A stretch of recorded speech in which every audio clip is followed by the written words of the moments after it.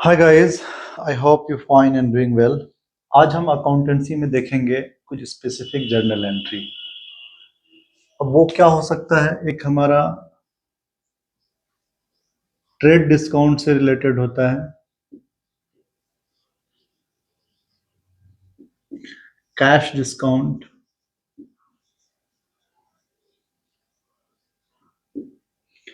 Bad debts, एक depreciation हम include कर सकते हैं। इसके अलावा और भी कई सारी एंट्री होती है जिसमें जो बिगनर्स होते हैं उसको प्रॉब्लम होता है। ट्रेड डिस्काउंट और कैश डिस्काउंट में फर्क इतना है कि ट्रेड डिस्काउंट्स अगर आप कोई सामान, ठीक है, एक स्पेसिफिक लिमिट से ज्यादा खरीदते हैं तो ट्रेडर्स आपको डिस्काउंट्स देता है, ठीक है। या आप भी किसी को अगर आप सामान बेचते हैं तो एक स्पेसिफिक लिमिट से ज्यादा खरीदता है तो, ठीक है, ऑन परचेज और सेल्स पे दिया जाता है। से फॉर एग्जांपल, मतलब अगर आप 10 यूनिट्स आपने खरीदा, कोई डिस्काउंट नहीं। अगर आप 10 यूनिट से ज्यादा 20 यूनिट्स खरीदते हैं तो आपको 10%, 20% एज पर द, ठीक है,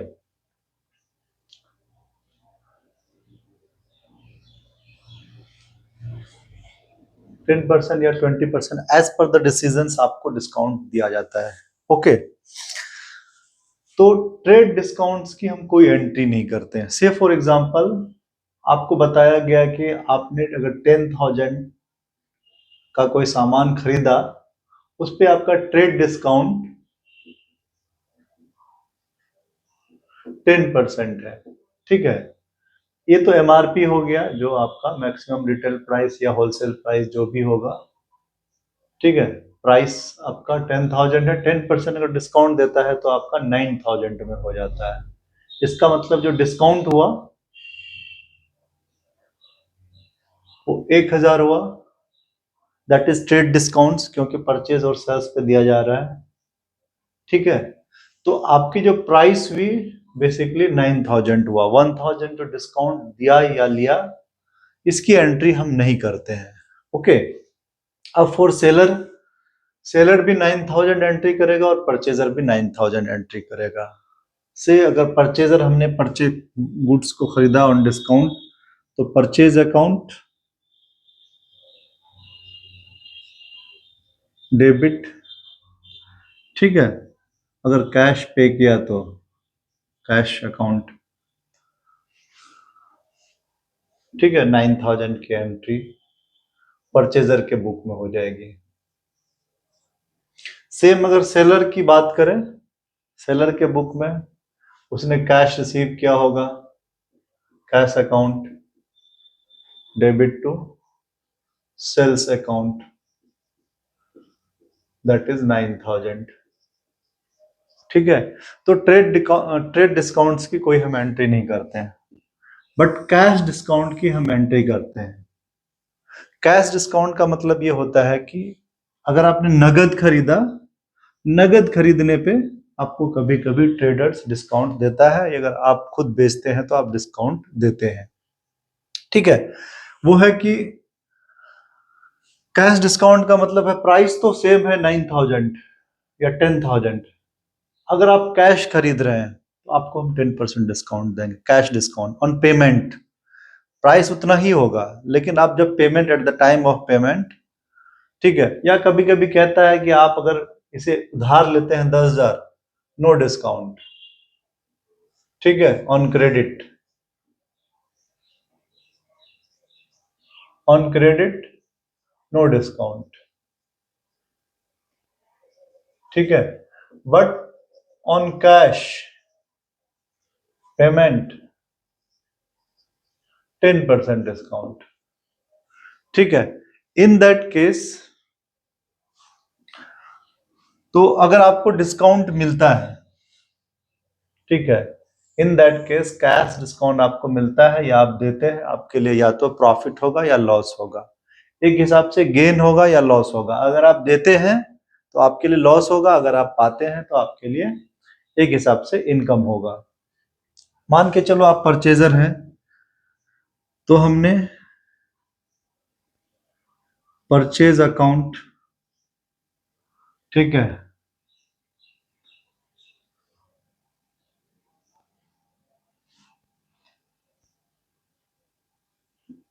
$10,000 की एंट्री करेंगे, ठीक है। अगर आपको कैश डिस्काउंट मिलता है टू कैश अकाउंट, क्योंकि आपको 10% मिला है डिस्काउंट, तो आप 9,000 पे करते हैं। और जो ये आपके लिए एक टाइप का डिस्काउंट इनकम है 10,000। आपको पता है जब भी हमारा रेवेन्यू बढ़ता है, इंक्रीज होता है, तो हम क्या करते हैं, क्रेडिट करते हैं। डिस्काउंट एक हिसाब से हमारा रेवेन्यू है।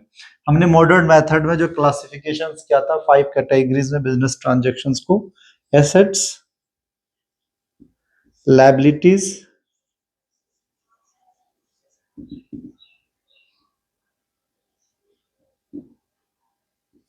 कैपिटल,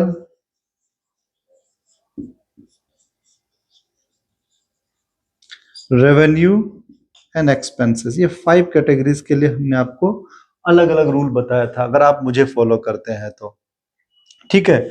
और जो डिस्काउंट है रेवेन्यू कैटेगरीज में है, और हमने कहा था रेवेन्यू जब भी इंक्रीज होता है हम उसे क्रेडिट करते हैं, अगर ये डिक्रीज हुआ तो हम उसे डेबिट करते हैं। तो डिस्काउंट एक हिसाब से हमने यहाँ रिसीव किया है, तो दैट इज रेवेन्यू इंक्रीज हुआ, तो इसीलिए हमने क्रेडिट किया है। ये तो परचेजर पॉइंट ऑफ व्यू से। अगर सेलर है 10,000 का था लेकिन उसने कैश 9,000 का रिसीव किया, ठीक है। आपको कंफ्यूजन नहीं होना चाहिए कि क्यों हमने कैश यहाँ डेबिट किया है, कैश अकाउंट डेबिट, क्योंकि कैश यहाँ इनके लिए, सेलर के लिए एसेट्स है, एसेट्स इनका इंक्रीज हो रहा है जब इसने सामान बेचा है, ठीक है। और इसके लिए डिस्काउंट क्या है, लॉस है। जब भी रेवेन्यू घटता है, इनका रेवेन्यू घटा है, तो उसे हम डेबिट करते हैं, ठीक है। रेवेन्यू यहाँ घटता है, घटा है, माइनस का हमने साइन दिया है, तो हम डेबिट करते हैं रूल के हिसाब से। तो discount account debit 1,000 to sales account 10,000, ठीक है। इस तरह से हम जर्नल एंट्री करते हैं ट्रेड डिस्काउंट और कैश डिस्काउंट्स की। टू बी वेरी ऑनेस्ट कि ट्रेड डिस्काउंट्स की हम कोई एंट्री नहीं करते हैं, सिर्फ कैश डिस्काउंट की हम एंट्री करते हैं, ठीक है। आपको क्वेश्चन में दे रखा होता है कि से for example goods of rupees 10,000 purchased on 10% trade discount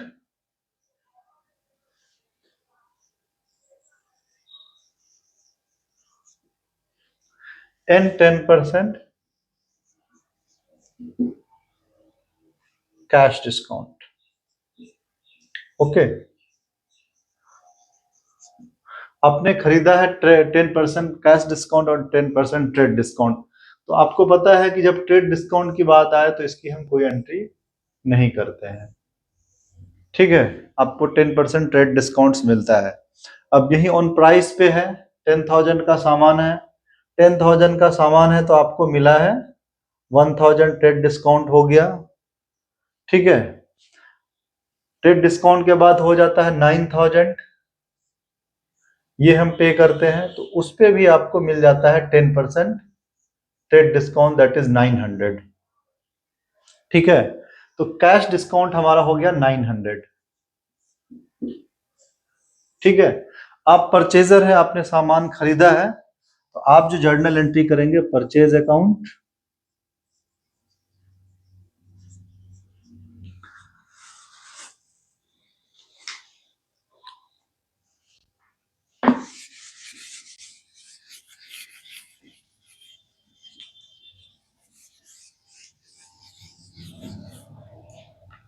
ठीक है, यहां मैं कर देता हूं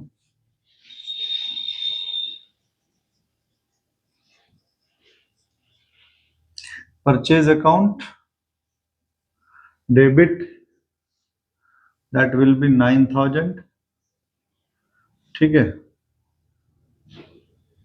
to cash account 80, 100 to discount account 900, ठीक है। आपको बात समझ में आई? 10,000 का सामान था लेकिन ट्रेड डिस्काउंट आपको मिल गया 1,000, 10%, तो 9,000 का हो गया। लेकिन 9,000 में जब आप कैश पे करते हैं एट द टाइम ऑफ, तो आपको फिर 10% देता है, तो 9,000 का 10% 900 हो जाता है। 900 that you receive as a discount, that is income for you, and 81,000 आपने पे, 8100 आपने पे किया, दैट इज 900, सॉरी, ठीक है। तो इस तरह से हम ट्रेड डिस्काउंट और कैश डिस्काउंट से रिलेटेड जर्नल एंट्री करते हैं, ठीक है।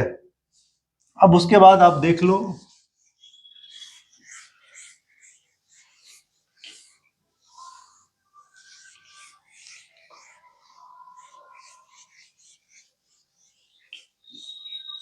बैड डेट्स क्या होता है, ठीक है।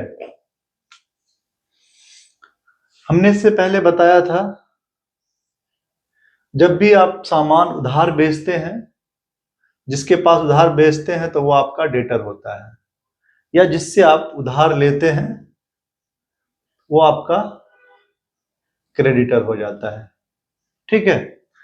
जब भी डेटर होता है, जो आप जिसके पास आप उधार पाते हैं, ठीक है, वो जरूरी नहीं है कि आपके पास सारे पैसे दे दें।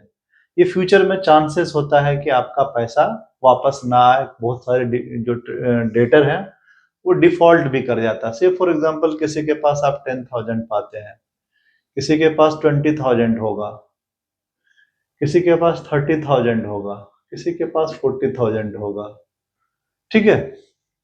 इसमें से हो सकता है कि 10,000 वाला आपको 50% दिया और 50% नहीं दिया, नहीं दे पाया, वो आपको पूरा जो है परेशान कर रहा है। होता है कभी कभी बिजनेस में, दैट इज हिंदी में उसको बुरता खाता बोलते हैं। जो आपका लॉस हो गया, बुर गया, वापस नहीं आएगा। तो बिजनेस में एक्सपीरियंस के आधार पर आप एक अंदाजा लगा सकते हैं कि अगर आपका डेटर मान के चलो 1 लाख है, तो ऑन एन एवरेज कितना पैसा जो है एनुअली आपका रिटर्न नहीं आ सकता, नहीं आएगा, या कुछ आया ही नहीं वापस। या तो एग्जैक्ट पता होगा, या फिर हम कुछ अनुमान लगाते हैं कितना हमारा बैड डेट्स होगा।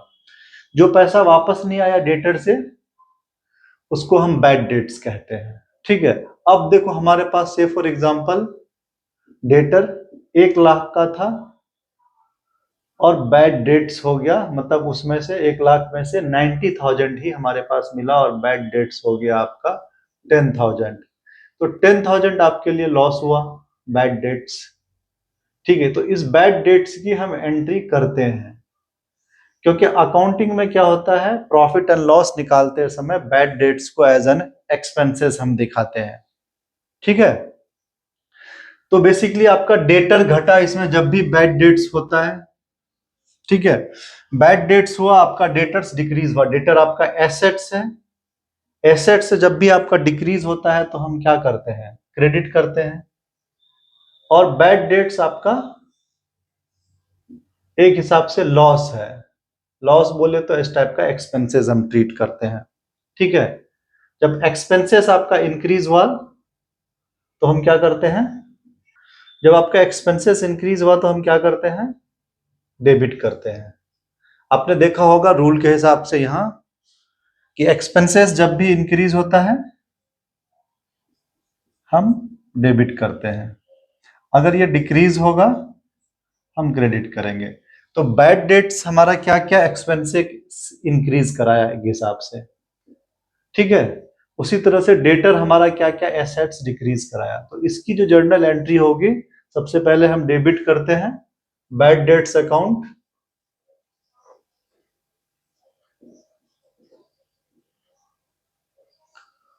डेबिट टू डेटर अकाउंट,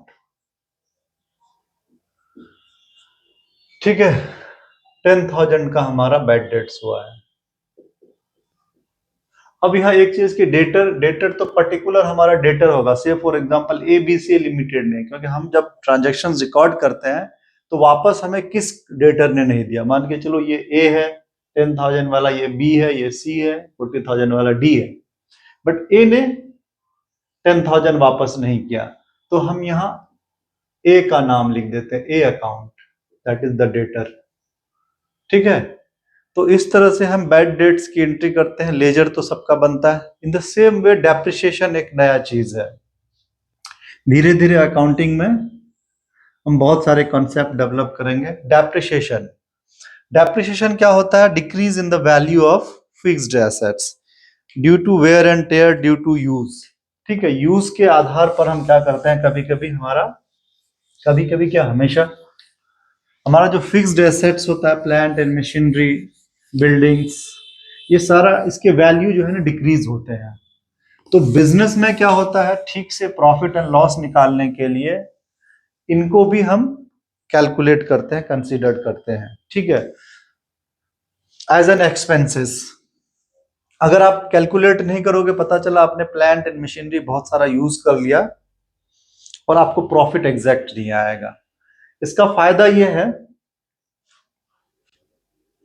कि आप जब भी प्लांट एंड मशीनरी को रिप्लेस करते हैं तो उस टाइम आपके पास अच्छा खासा अमाउंट भी हो जाता है। ठीक है, for the time being just depreciation को आप समझ सकते हैं। डेप्रिसिएशन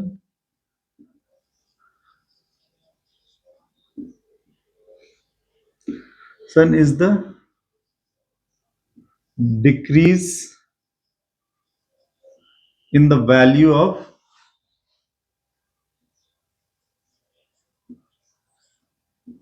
fixed assets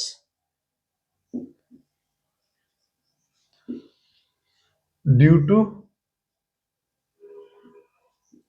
use और wear and tear। wear and tear means टूट फूट के कारण।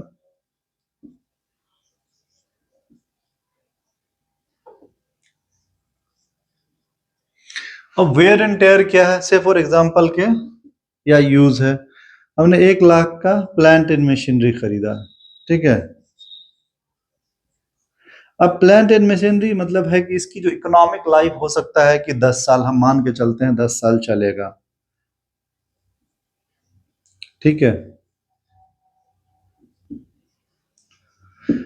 ठीक है, तो इसके वैल्यू को हम क्या करते हैं, जो प्लांट एंड मशीनरी का वैल्यू है, इकोनॉमिक लाइफ में डिवाइड कर देते हैं। 10 साल चलेगा तो इसका मतलब हमने 10,000 हर साल इसे यूज किया। ठीक है, इसका मतलब है कि 10,000 के वैल्यू को इसका हमने यूज किया। जब यूज हमने 10,000 का किया तो एज एन एक्सपेंसेस हम प्रॉफिट एंड लॉस कैलकुलेट करने के लिए इसे हम कंसीडर करेंगे। अदरवाइज नहीं तो आपका प्रॉफिट एंड लॉस ठीक से नहीं आएगा, क्योंकि आपने इसका भी तो यूज किया। हो सकता है 1 ही साल चलता है ये प्लांट एंड मशीनरी, अगर 1 साल चलता है तो 1 साल में टोटल वैल्यू आपने एक्सपेंस एज एन एक्सपेंसेस आपको ट्रीट करना है।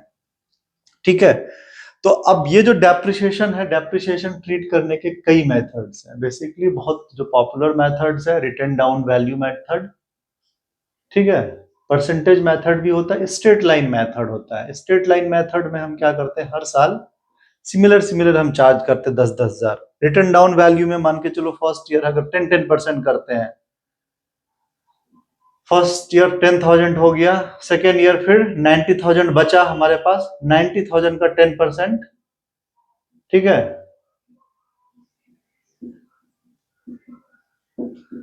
9,000 हो जाता है। तो फर्स्ट ईयर आपने 10,000 किया, सेकेंड ईयर 9,000 किया, फिर इसी तरह से घटता जाता है। जो रिटर्न डाउन जो वैल्यू बचता है उस पे हम डेप्रिसिएशन चार्ज करते हैं। ठीक है, डिपेंड्स अपॉन 2-3 मेथड है, आपको फॉलो करना है। But for the time Bing हम क्या कर रहे हैं, यहाँ के सिर्फ जर्नल एंट्री सीख रहे हैं कि डेप्रिसिएशन को हम कैसे ट्रीट करेंगे। तो डेप्रिसिएशन को ट्रीट करने के लिए क्या करते हैं, डेप्रिसिएशन एक्सपेंसेस है। एक्सपेंसेस जब भी हमारा इंक्रीज होता है तो उसे हम डेबिट करते हैं। तो डेप्रिसिएशन अकाउंट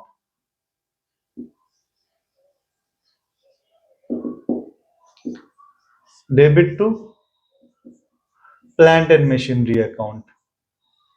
ठीक है, वाई प्लांट एंड मशीनरी? क्योंकि जो ट्रांजेक्शन है डेप्रिसिएशन वाला प्लांट एंड मशीनरी को अफेक्ट किया। इसका मतलब एसेट्स हमारा घटा तो उसे हम क्रेडिट करेंगे, at the same time expenses हमारा बढ़ा तो उसे हम डेबिट करेंगे रूल के हिसाब से।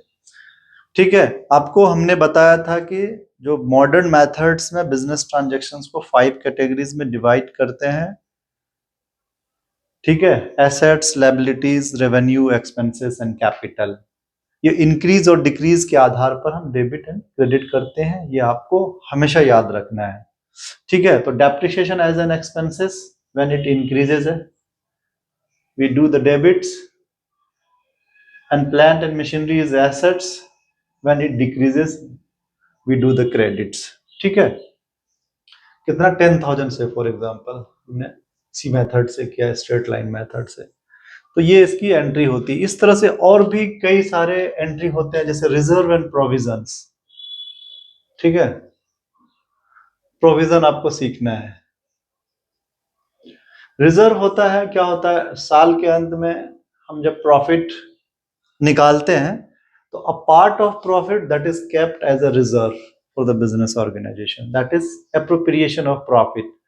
Provision is charge against the profit and loss account, provision is treated as an expenses. इसमें हम रिजर्व एंड प्रोविजन में डिफरेंसेस देखेंगे कि रिजर्व क्या है, प्रोविजन क्या होता है। और एक चीज हम देखेंगे, डिफिकल्ट बहुत जो ट्रांजैक्शंस जिसे हम रिकॉर्ड करते हैं, कुछ ट्रांजैक्शंस तो आपके लिए थोड़ा टफ है as a beginner, because this session is totally dedicated to the class 11th student. ठीक है, तो कुछ तो बहुत इजी है, जैसे आपको हमेशा क्लास 11th के जो बच्चे होते हैं ट्रेड डिस्काउंट में प्रॉब्लम होता है उसे। ठीक है, डेबिट एंड क्रेडिट तो सीख जाते हैं, ट्रेड डिस्काउंट, कैश डिस्काउंट, ठीक है, इसमें प्रॉब्लम होता है। फिर आपको प्रॉब्लम कहां हो जाता है, बैड डेट से related, provision for bad debt. जब आप प्रोविजन जानेंगे तब फिर provision for bad debts and depreciation ये आप जानेंगे। ठीक है, लॉस बाय फायर, फिर बैड डेट्स कुछ लोगों ने समटाइम्स जो बैड डेट्स कन्वर्ट हो जाता है गुड डेट्स में, जिसे हम समझ रहे थे कि हमारा बैड डेट्स है लेकिन वापस आ गया। ठीक है, और दूसरी जो एंट्री है वो आपको क्लोजिंग एंट्री, जब हम साल के अंत में अकाउंट्स को क्लोज करते हैं तो क्लोजिंग एंट्री करते हैं। ठीक है, क्लोजिंग एंट्री करने के टाइम में हम क्या करते हैं, जो जितना भी लेजर बैलेंस होता है उसे हम प्रॉफिट एंड लॉस अकाउंट्स में ट्रांसफर करते हैं। तो क्लोजिंग एंट्री आपको सीखना जरूरी है। ठीक है, अगेन आई एम रिपीटिंग, ये तो हमारा एक टाइप का जो टफ ट्रांजैक्शंस है जो आपको प्रॉब्लम हो रहा है उसे मैंने बताया, बट आपको at any cost journalising sequence में सीखना है। लेजर पोस्टिंग हमने इससे पहले बताया है, then trial balance and final account. ठीक है, अब जो ये फाइनल अकाउंट है ना, क्लास 11th में हम सोल प्रोप्राइटरशिप का फाइनल अकाउंट पढ़ते हैं। ठीक है, इसका मतलब किस बिजनेस का, क्योंकि अलग अलग जो बिजनेस होता है उसमें ट्रांजैक्शंस अलग अलग हिसाब से रिकॉर्ड होता है। सोल प्रोप्राइटरशिप, ठीक है, बट अगर पार्टनरशिप के केस में फिर अलग हो जाता है, क्योंकि उसमें पार्टनर होता है, पार्टनर से रिलेटेड अकाउंट्स होता है। पार्टनरशिप एक टाइप का बिजनेस है, ठीक है, जो बीएसटी में आप पढ़ेंगे। फिर ज्वाइंट स्टॉक कंपनी है, ज्वाइंट स्टॉक कंपनी का अकाउंट्स अलग मेंटेन होता, सेम है बट कुछ चीजें अलग होती है, लाइक शेयर होता है, इसमें शेयर से रिलेटेड कुछ अकाउंटिंग हमें रिकॉर्ड करना पड़ता है। Accounting for non trading NPO, not for profit organisations. ठीक है, for the time being you need to consider on, if you are in class 11, journalizing, ledger posting, trial balance, final account and sole proprietor, final account of the sole proprietorship। इन सब चीजों को हमको day by day थोड़ा improve करना है। This is my third session I believe. ठीक है, इससे पहले हमने जस्ट हल्का सा ब्रीफ इंट्रोडक्शन दिया था कि कैसे जो सीक्वेंस होता है अकाउंटिंग प्रोसेस का, देन हमने rules of debit and credit बताया अंडर द मॉडर्न मेथड्स। ठीक है, देन हल्का सा हमने जर्नलाइजिंग, जर्नल कैसे करते हैं और लेजर पोस्टिंग कैसे करते हैं। फिर हमारा ये थर्ड सेशन है जिसमें हमने कुछ कैश डिस्काउंट, ट्रेड डिस्काउंट्स और थोड़ा बैड डेट्स और थोड़ा डिप्रिसिएशन बताया। ठीक है, तो फिर नेक्स्ट हमारा सेशन इसी से रिलेटेड आगे होगा, प्रोविजन एंड रिजर्व। फिर अगेन हम एक साथ जर्नलाइजिंग करेंगे, लेजर पोस्टिंग करेंगे, ट्रायल बैलेंस करेंगे और फाइनल अकाउंट्स बनाएंगे हम। ठीक है। अगर आप क्लास 11th और 12th में अकाउंट्स आपने ऑप्ट किया है तो you can follow my channel. Otherwise जो हमारा मेधावी चैनल है, इस पे आर्ट्स एंड कॉमर्स के कंटेंट्स अपलोड होते हैं।